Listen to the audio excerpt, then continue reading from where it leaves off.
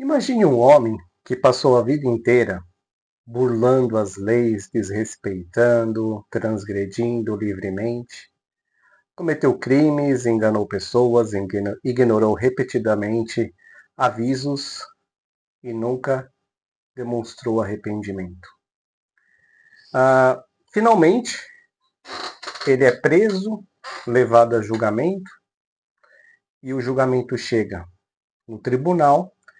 Ele encara o juiz, que diante de si tem todas as provas, tudo que ele cometeu de crimes e atos ilegais, mas em vez dele se humilhar, admitir que sua culpa, ele continua desafiando, recusando qualquer chance de arrependimento.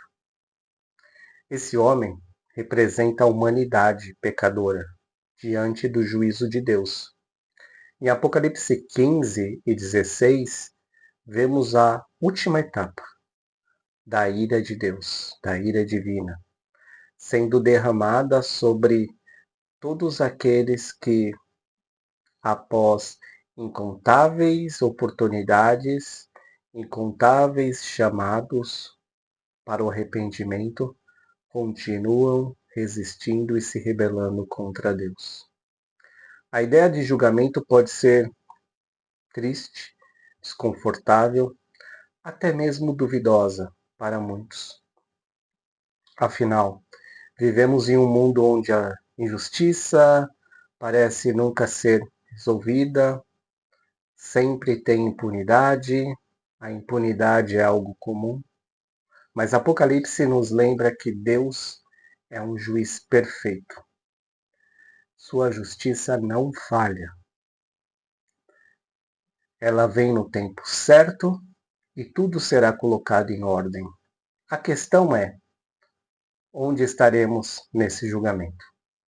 Seremos aqueles que adoram a Deus por sua justiça, como os santos no céu, Apocalipse 15, 3 a 4, ou estaremos entre aqueles que, mesmo sofrendo o juízo divino, se recusam a reconhecer a soberania de Deus? Apocalipse 16, 9 a 11. O que este julgamento nos ensina sobre Deus? Como podemos viver à luz dessa realidade? Vamos dividir a nossa palestra de hoje em duas partes: revelação da justiça e juízo derramado. A justiça de Deus é revelada e os fiéis louvam a sua santidade, e o juízo é derramado sobre os impenitentes ou os ímpios, mas eles não se arrependem. Essa revelação da justiça divina vai ser o tema central da nossa apresentação e da nossa palestra. Eu vou trazer aqui uma ênfase e um contraste entre a resposta dos fiéis com a reação dos ímpios ao juízo de Deus. Vou também destacar como essa revelação da justiça de Deus é um chamado ao arrependimento e à adoração. Qual lado da balança nós vamos estar e como aplicarmos isso nas nossas vidas. Então, começando em Apocalipse 15, versículo 1, João vê outro sinal no céu, 7 anjos com 7 pragas, a última manifestação da ira de Deus. Versículo 2 a 4, os vencedores da besta cantam o cântico de Moisés e do Cordeiro, por terem vencido a besta, louvando a justiça e a santidade de Deus. Vamos ler a partir do versículo 2. Vi algo semelhante a um mar de vidro misturado com o fogo, e em pé junto ao mar os que tinham vencido a besta, e sua imagem e o número de seu nome. Eles seguravam harpas que lhe haviam sido dadas por Deus, e cantavam o cântico de Moisés, servo de Deus, e o cântico do Cordeiro. Grandes e maravilhosas são as tuas obras, Senhor Deus Todo-Poderoso. Justos e verdadeiros são os teus caminhos, ó Rei das Nações. Até aqui por enquanto. Versículo 2, quando nós vimos mar de vidro misturado com fogo, em Apocalipse 4, 6, João já havia descrito um mar de vidro diante do trono de Deus, representando a santidade de Deus e a sua separação do mundo. Aqui o fogo pode simbolizar também o juízo e a purificação, mostrando que Deus está prestes a executar seu juízo, mas que os fiéis passaram pela tribulação e foram purificados. 1 Pedro 1,7. O fogo também pode estar relacionado ao Espírito Santo, como vimos em Pentecostes, Atos 2,3. A parte que fala os que tinham vencido a besta, a sua imagem e o número do seu nome, esse grupo representa aqueles que se recusaram a adorar a besta e a aceitar a sua marca. Apocalipse 13, 16 a 17, como estudamos na semana passada. Essa vitória não é uma conquista militar, mas uma fidelidade a Cristo até a morte. Apocalipse 12, 11.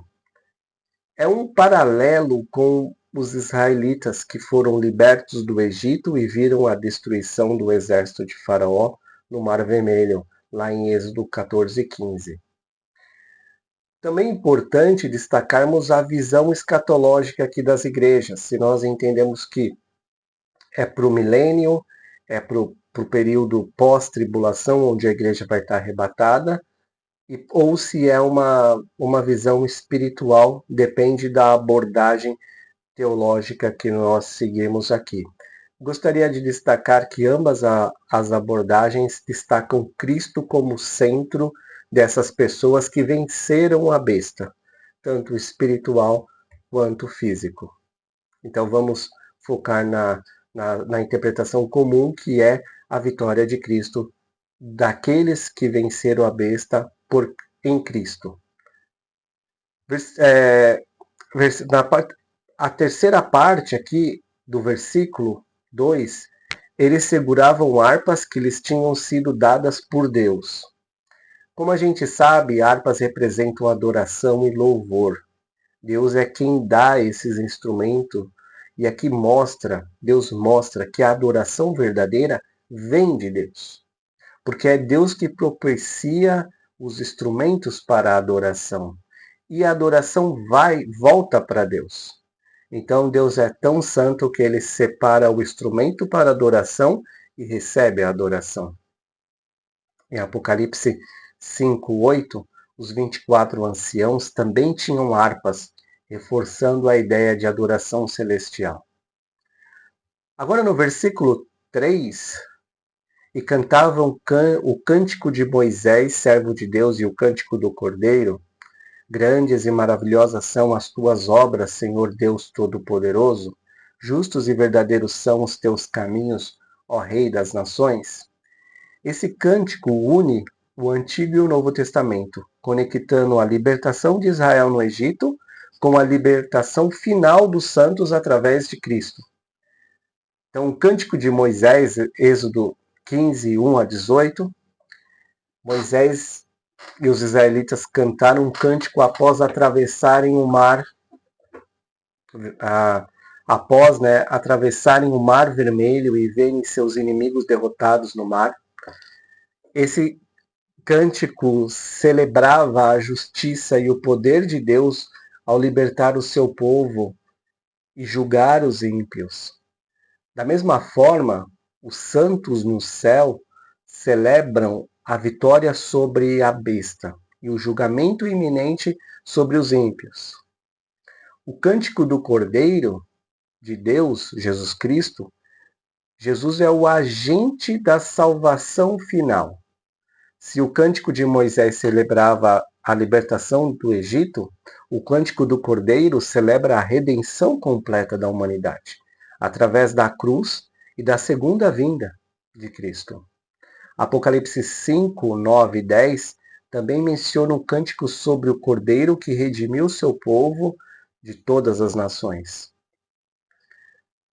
A declaração de Deus: grandes e maravilhosas são as tuas obras, Senhor Deus Todo-Poderoso. Deus é exaltado por seus feitos. Quando você respondeu à questão sobre os atributos de Deus dessa semana, você lembrou dos feitos maravilhosos que Ele tem feito na sua vida, a sua salvação, principal feito. Deus é misericordioso, Deus é graça, Deus é tardio em se irar, Deus é todo-poderoso, Deus é santo, santo, santo, Ele é onipresente.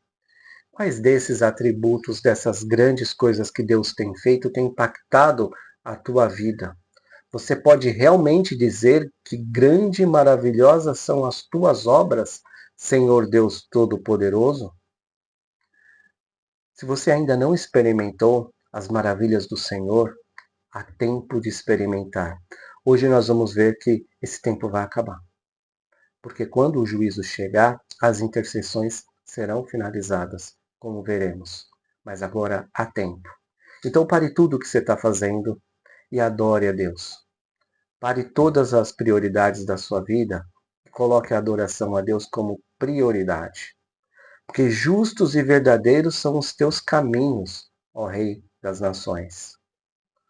O governo de Deus ele é reto e inquestionável. Ele governa sobre todas as nações. Versículo 4. Quem não te temerá, Senhor? Quem não glorificará o teu nome? Pois tu somente és santo. Todas as nações virão e te adorarão, pois os teus atos de justiça se tornaram manifestos. Quem não te temerá, Senhor? Quem não glorificará o teu nome? Essa é uma pergunta retórica. Todos, um dia, reconhecerão a soberania de Deus. Filipenses 2, 10 e 11. O temor do Senhor é o princípio da sabedoria. Provérbios 9, 10. Se queremos ser sábios, devemos temer ao Senhor. Pois só tu és santo, Deus é puro, totalmente puro, separado do pecado e digno de adoração. Levíticos 11, 44. No céu, sua santidade será reconhecida por todos. No céu, quando nós estivermos todos reunidos, sem mais a presença do pecado, do ímpio, todos nós reconheceremos a santidade de Deus. Todas as nações virão e te adorarão. Isso é um cumprimento da promessa profética. Salmo 86, 9. Todas as nações que tu formaste virão e te adorarão, Senhor. Isaías 66, 23. De uma lua nova a outra, de um sábado ao outro, toda a humanidade virá adorar diante de mim. O que vemos aqui é um eco da adoração escatológica, onde Deus será finalmente reconhecido como o único Deus verdadeiro. Pois os teus atos de justiça se tornaram manifestos. A justiça de Deus será evidente para todos. Enquanto os ímpios enfrentam o juízo, os santos estarão adorando a Deus, porque verão sua justiça sendo cumprida. O templo no céu se abre aos 7 anjos e eles recebem a taça da ira de Deus. Versículos 5 a 8.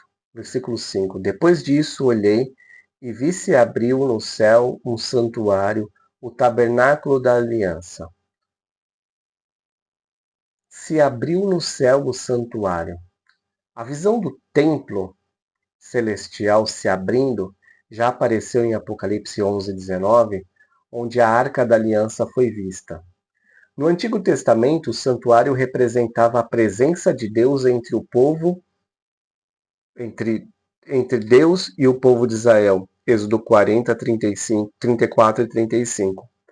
Agora, essa abertura indica que o juízo divino vem diretamente da justiça de Deus. O tabernáculo da aliança no deserto era o local onde Deus se encontrava com Israel. Êxodo 25, 22. Aqui é um símbolo da aliança de Deus e de sua fidelidade, a sua promessa. Como Deus cumpriu seus juízos contra o Egito, agora ele cumprirá seu juízo contra o mundo pecaminoso. Vamos para o versículo 6. Saíram do santuário 7 anjos com as 7 pragas. Estavam vestidos de linho puro e resplandecente e tinham cintos de ouro em volta do peito. 7 anjos com 7 pragas. Número 7, como sabemos, é a plenitude ou a conclusão. Essas 7 pragas representam o último juízo de Deus sobre a humanidade, antes da volta de Cristo. Apocalipse 16, 1, 21. Eles se conectam com as pragas do Egito, que é o julgamento, mostrando que este é o julgamento universal e definitivo, como se fosse no Egito uma representação menor e agora uma representação da totalidade. A vestimenta de linho puro, resplandecente, o linho puro simboliza a santidade e justiça. Os anjos são aqueles agentes da justiça de Deus. E as vestes indicam que o julgamento de Deus é santo e justo. Cinto de ouro em volta do peito. No Antigo Testamento, o ouro é associado a sacerdócio e realeza. Em Apocalipse 1:13, nós vemos Jesus é descrito com cinto de ouro, que mostra que os anjos estão atuando sob sua autoridade. Versículo 7. Então, dos 4 seres viventes, deu aos 7 anjos 7 taças de ouro cheias da ira de Deus, que vive para todo sempre. Um dos 4 seres viventes já foi apresentado em Apocalipse 4, 6, 8, representam a criação e o governo divino. Aqui um deles entrega as taças aos anjos, mostrando que o julgamento de Deus é uma resposta à rebelião do mundo contra ele. 7 taças de ouro no Antigo Testamento, taças de ouro eram usadas nas ofertas do templo, número 7, 84, mas aqui as taças não contêm ofertas, e sim juízo de Deus. A ira de Deus que vive para todo sempre. A ira de Deus que vive para todo sempre não é explosiva ou descontrolada, mas ela é perfeita e justa. Deus é eterno e por isso seu julgamento tem peso eterno. Versículo 8: o santuário encheu-se de fumaça proveniente da glória de Deus e do seu poder, e ninguém podia entrar nele até que se completassem as 7 pragas dos 7 anjos. O santuário encheu-se de fumaça. Fumaça simboliza a presença poderosa e gloriosa de Deus. No Antigo Testamento, quando Moisés consagrou o tabernáculo, a glória de Deus encheu o lugar. Êxodo 40, 34 e 35. O mesmo aconteceu na dedicação do Templo de Salomão, em 2 Crônicas 5, 13 e 14. Proveniente da glória de Deus e seu poder. A fumaça não indica apenas adoração, mas também a seriedade do juízo divino. A glória de Deus está conectada ao juízo que está prestes a acontecer. Ninguém podia entrar nele, até que se completasse as 7 pragas. Isso indica que o tempo de intercessão, como eu tinha dito, havia terminado. Nenhuma oração poderia impedir o juízo de Deus, pois Deus havia determinado que era a hora de executar a justiça. Essa hora vai chegar. Essa hora da execução da justiça vai ser uma realidade. Apocalipse 15, 5 a 8, nos mostra um momento crítico da história da humanidade. O céu se abre, Deus está revelando o seu juízo, os anjos saem do santuário, o juízo vem da santidade de Deus, as taças são entregues, a ira de Deus será derramada, o templo se enche de fumaça, não haverá mais intercessão, pois o juízo precisa acontecer. E com isso a gente chega ao nosso primeiro princípio. A justiça de Deus traz glória e adoração. A justiça de Deus traz glória e adoração. A justiça divina leva adoração e louvor dos santos, dos fiéis. Todas as nações, de todas as nações, vindo e adorando ao Senhor. Deus é totalmente puro e separado do pecado. Os atos de justiça de Deus se tornaram manifestos. Então, se a gente colocar numa escala, a justiça de Deus revela a sua santidade, que traz um reconhecimento e sobe para a adoração, que é o objetivo da nossa criação. Como aplicamos isso? Voltando à nossa introdução, gostaria de lembrá-lo sobre o tribunal, onde o réu, mesmo diante de provas irrefutáveis, se recusa a admitir sua culpa. Ele teve inúmeras oportunidades para mudar, mas ao invés disso, endureceu seu coração. O juiz que é justo precisa aplicar a sentença. Essa é exatamente a cena que vemos aqui. O céu se abre e Deus, o juiz supremo, prepara o veredito final. A diferença entre o tribunal humano e o tribunal de Deus é que Deus sempre oferece misericórdia antes do juízo. Mas há um momento em que a porta da graça se fecha e o julgamento precisa ser executado. Assim como o tribunal humano, o tempo de apelação termina e a sentença é irrevogável, o mesmo acontece no juízo de Deus. Os que escolhem rejeitá-lo enfrentarão as consequências de sua escolha. A pergunta para cada um de nós é: estamos prontos para esse dia final?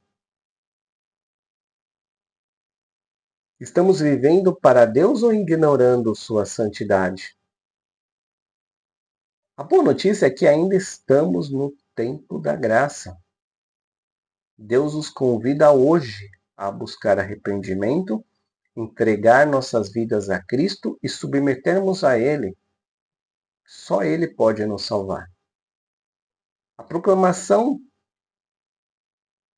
da verdade para que nós possamos nos apropriar da verdade e levarmos mais pessoas à salvação, pois o dia do juízo chegará. Agora é o tempo de voltarmos para Cristo, antes que esse juízo venha, que possamos reconhecer a santidade de Deus, viver para a sua glória. Se Deus abrisse o tribunal hoje, você estaria preparado para esse dia, para esse julgamento? Você tem aproveitado o tempo de graça para buscar arrependimento e viver para Cristo? Como a certeza do juízo de Deus muda sua maneira de enxergar as injustiças desse mundo e sua própria caminhada espiritual. Aqui há uma decisão. Reflita sobre ela. Segunda divisão, nós vemos aqui as 7 taças. A primeira taça, feridas malignas sobre os seguidores da besta, versículo 2 do capítulo 16. E úlceras e feridas purulentas sobre os egípcios, em Êxodo 9, 8 a 11, é a correspondente ao paralelo. Assim como as úlceras afligiram os egípcios, os seguidores da besta sofreram por sua idolatria e rebelião. Segunda taça, para o segundo anjo, o mar se torna sangue e toda a vida marinha morre. Apocalipse 16, 3. Em Êxodo 7, 14 e 24, as águas do Nilo foram transformadas em sangue. O Nilo se tornou sangue, mas em Apocalipse, o Nilo se transformou em sangue só lá no Nilo, localmente. Em Apocalipse a gente vê que afeta o mar todo, causando uma destruição total, como se fosse uma representação. O Egito fosse uma representação do que acontecerá. Terceira taça, os rios e as fontes das águas se tornam sangue. Águas do Egito tornadas impróprias para uso, em versículo 19 de Êxodo 7, o Egito imprópria. Agora todas as fontes e os rios são atingidos, privando a humanidade como um todo de água potável. A quarta taça, o sol queima os homens com calor intenso, versículo 8 e 9. Granizo de fogo caindo do céu, em Êxodo 9, 22 e 26. Enquanto o Egito foi atingido por fogo e granizo, aqui o próprio sol queima os homens sem chance de escapar. Trevas cobrem o reino da besta, 10 e 11. Trevas cobrem o Egito por 3 dias, Êxodo 10, 21, 23. É a quinta taça, né? Essas trevas cobrem o Egito por 3 dias. As trevas que cobrem o Egito, agora o reino da besta mergulha em escuridão, simbolizando sua derrota. Sexta taça, o Eufrates seca, preparando o caminho para voltando para o versículo. Não, aqui mesmo. O Eufrates seca, preparando o caminho para a batalha do Armagedon, versículo 12 a 16. Também temos aqui no versículo 12. O sexto anjo derramou a sua taça sobre o grande rio Eufrates, e secaram-se as suas águas para que fosse preparado o caminho para os reis que vêm do Oriente. 13. Então vi saírem da boca do dragão, da boca da besta e da boca do falso profeta 3 espíritos imundos semelhantes a rãs. 14.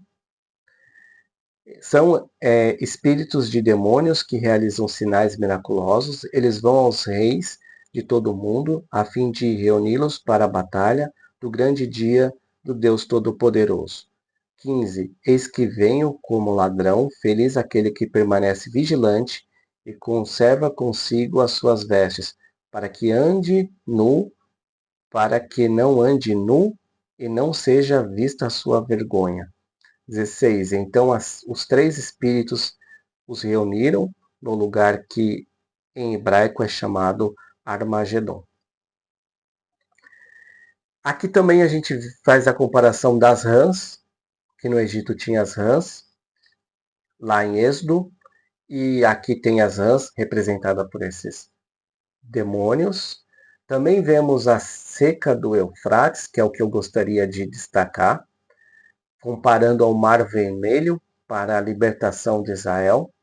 O Mar Vermelho abriu para que o povo passasse, o Eufrates seca para preparar para a batalha final, demonstrando o evento de Deus, os eventos sobre o controle de Deus. Importante nós destacarmos aqui, dependendo da tua linha escatológica, se é físico, ou se é físico literal, ou se é espiritual, mas se a gente interpretar uma linha literal, onde esses eventos vão acontecer, é importante a gente destacar que o rio Eufrates, um dos mais importantes do Oriente Médio, tem sofrido uma significativa redução de seu volume de águas. Na última década, diversos fatores levaram para essa redução: mudança climática, construção de represas, gestão ineficiente dos recursos. Há previsões preocupantes sobre o futuro desse rio. De acordo com o Ministério dos Recursos Hídricos do Iraque, existe uma possibilidade de que o rio seque completamente até 2040.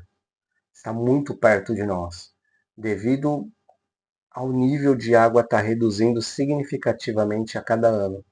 Então é importante a gente destacar que é um evento físico para aqueles que acreditam nessa batalha física. É um grande sinal desse fim e do que está escrito aqui nesse capítulo. Porque se a gente volta ali para o versículo 12, o sexto anjo derramou uma taça sobre o grande rio Eufrates e secaram-se as águas para que fosse preparado o caminho para os reis que vêm do Oriente. Então, quem está ao Oriente? Iraque, Irã, a China, todos esses países, todas essas nações que vão ser influenciadas por esses três espíritos imundos nessa interpretação que eu mencionei, interpretação física sobre esse fato. Então essa será a sexta taça. A sétima taça, um terremoto e uma tempestade devastam a terra, culminando no colapso da Babilônia. Capítulo 16, versículo 17 a 21. Compara-se com o Êxodo 12, 29 a 30, a morte dos primogênitos do Egito. O juízo final recai sobre a Babilônia, assim como o Egito, a última praga que trouxe libertação para Israel. Então aqui o progresso dessas pragas lembra as pragas do Egito, mostrando que Deus tem poder de julgar os governantes e os sistemas que se levantam contra ele. Aqui também o que mais impressiona é a reação das pessoas. Em vez de se arrependerem, eles blasfemam contra Deus e continuam a sua rebelião. Versículo 9 do capítulo 16. Esses foram queimados pelo forte calor e amaldiçoaram o nome de Deus. Continuam amaldiçoando o nome de Deus, que tem poder e autoridade sobre essas pragas, e não se arrependeram para dar glória. Eles blasfemaram contra Deus do céu por causa de suas dores e chagas, e não se arrependeram de suas obras. Apocalipse 16, 11. Essa falta de arrependimento nos lembra Faraó, que endureceu seu coração diante das pragas enviadas por Deus no Egito. Com isso, a gente chega ao nosso segundo princípio. O coração endurecido rejeita Deus, mesmo diante do juízo. O coração endurecido rejeita Deus, mesmo diante do juízo. A rejeição a Deus, ela está totalmente ligada ao coração. A pessoa que rejeita a Deus, rejeita o que Cristo fez de graça. Ela está com o coração endurecido. E não importa se vai ter punição, porque mesmo perante a punição, a catástrofe, ela vai continuar com o coração endurecido. E ela vai blasfemar. Ela vai contra Deus. Porque ela acha que Deus tem obrigação de aceitá-la com toda essa rebeldia. Ela tem obrigação, que Deus tem obrigação de deixá-la independente nos seus pecados. E que os pecados dela não interferem ou não impactam Deus. Mas todo pecado tem uma raiz. A principal raiz é querer ser Deus. O primeiro pecado de Adão e Eva foi querer ser igual a Deus. E é esse pecado que endurece os corações e leva as pessoas a blasfemarem. E leva à impiedade impenitência, não se arrepende das obras, mesmo após pragas, desastres, mesmo após Covid, mesmo após situações desastrosas que vemos, as pessoas não se arrependem. Elas não amolecem o coração para a entrada do Evangelho e aceitar o que Cristo fez. Vamos aplicar? Hoje nós temos o chamado ao arrependimento. O templo ainda está aberto, o lugar santo está aberto para levarmos as nossas petições.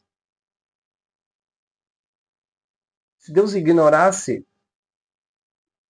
o pecado, ele deixaria de ser justo. Mas ele proporciona uma graça disponível para todas. O juízo de Deus não é agradável, mas é necessário. Nós temos, por meio de Jesus, a redenção dos nossos pecados e a oportunidade de voltarmos a Deus. Se o Senhor Deus, se o Senhor não demora em cumprir a sua promessa, como julgam alguns? Pelo contrário, ele é paciente com vocês, não querendo que ninguém pereça, mas que todos cheguem ao arrependimento. Essas palavras são as palavras de Pedro em 2 Pedro 3:9. O Senhor, ele é paciente, querendo que todos se arrependam e ninguém pereça. A pergunta final é: estamos vivendo como aqueles que confiam na justiça de Deus e se arrependem, ou como aqueles que endurecem o coração? O tempo da graça ainda está aberto. Que possamos louvar a Deus por sua justiça, confiar no seu governo soberano e viver de maneira digna do chamado de Cristo. Tenha uma ótima semana e até semana que vem.